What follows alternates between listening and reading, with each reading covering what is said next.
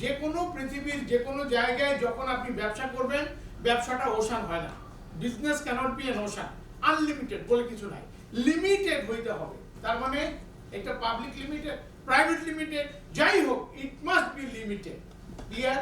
তার মানে আপনাকে প্রথমে একটা লিমিট দিতে হবে।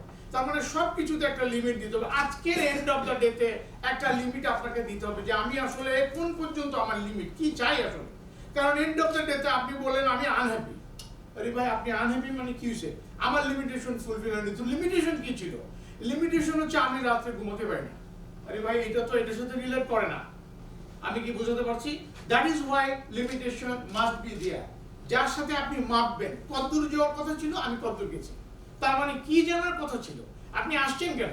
তো ফলে ফাইনালি আপনি কি সেটা পেয়েছেন যার জন্য আপনি আসছেন?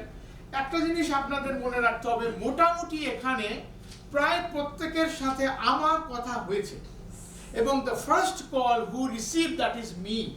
Y it is me?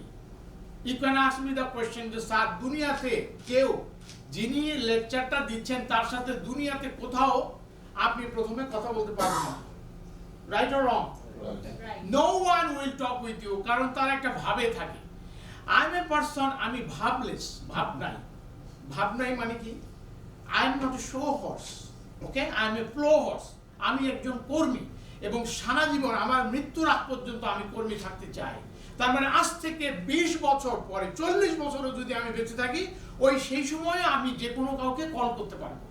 I have this ability, and আমি মনে করি এটা আমার স্ট্রেংথ।